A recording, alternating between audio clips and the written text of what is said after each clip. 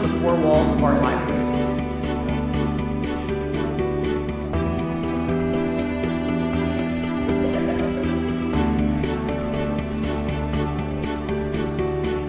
If there's somebody out there who's not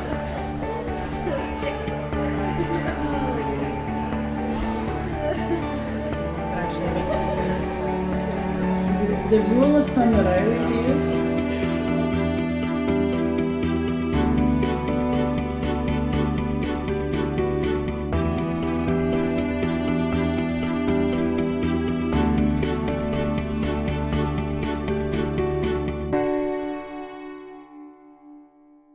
We had our annual Northern Lights Library System Conference. We do this every year. We bring in our board members, our library managers, volunteers of the libraries, and we get together and talk library stuff. We talk about what it means to be in librarianship. We do some training. So Spark and Ignite is the sort of the theme, the name of the conference.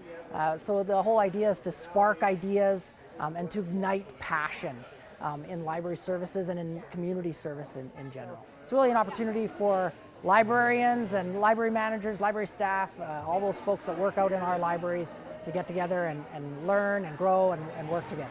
So why we do it? We have 49 libraries in the northeast of Alberta. A lot in really small communities, 200-300 people, and some in communities as big as 15,000, right? So we do it in order to learn from each other. We do it in order to be able to know how to best deliver library services in the northeast of Alberta. And we do it to make communities better. Ultimately, the whole goal of Northern Lights Library System and our libraries is to make life in Alberta a better place to be, just make it your communities really the place to be. Yeah, so Northern Lights Library System, it's one of 7 regional systems in Alberta. We have 49 libraries, 55 participating municipalities. It's kind of like a cooperative where each autonomous library buys into membership and we deliver materials to them, we help train them, we help deliver internet services, we help do things on a greater scale than a small library could do on its own. Well, it means access to materials, for example. If you can imagine a small library in a community of 200, they might have several thousand books in their collection. But because they're members of Northern Lights, they have access to more than 3.6 million library items. They can request a book and have it in a few days. We deliver over 850,000 library items just in the Northeast here alone every year. And so we're doing amazing work that we couldn't do on our own. Right? So, and really it means that kids and adults and everyone can get access to that entertainment value of a library, but it also means access to things like resume building.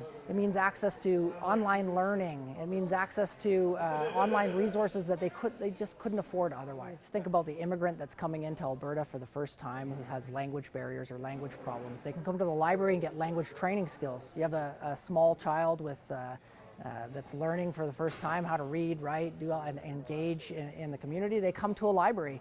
It's a non-judgmental, friendly, open, safe space. One of our libraries, for example, Bon Accord, I was there the other day, small town in northeastern Alberta, and it's just a hub, a small library, but a hub of activity for the entire community. It becomes the community heart and the central place for the library. Kids in and out all the time, and one of the things they do is those kids come in, they even get food at the library. It's really about making your community a real community. I mean, if you don't use a library, you're missing out, right? Libraries like schools, like your arena, like your golf course, whatever, those things are all funded by taxpayer dollars, of course. Not everybody uses all those things, but you have access to them and you should take advantage of the services that libraries provide. I listen to audiobooks all the time. The average audiobook is going to cost you $45, right? I listen to probably 24 a year. That's a lot of money saved just by using the library. I would just say, it's great too that being here in Elk Point, Alberta, a small town, it's nice that our regional library system that serves small communities is in a small town. Rural Alberta isn't just cows and it isn't just oil wells, right? It is really thriving, beautiful communities in some of the most beautiful parts of the country. And so I would say, we have a lot going on out here. Libraries is one of those things, and I would encourage people to check out their local library. Whether you're in an urban center or whatever, but if you're not, even if you're passing through on vacation, coming out to check out Lakeland out here, stop in at the library.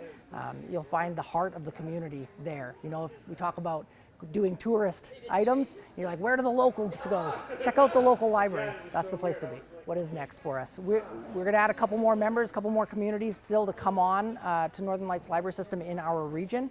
And so we're looking forward to them. And also we're looking forward to greater services to our Indigenous communities. So just in the last year, we've added 2 Indigenous communities to the library system. One is Fishing Lake Métis Settlement. We're super excited to have them on board.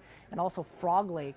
Frog Lake is the first locally run library on a reserve in Alberta, meaning they have a local library board. So it's local people running the library there in Frog Lake. They just opened up.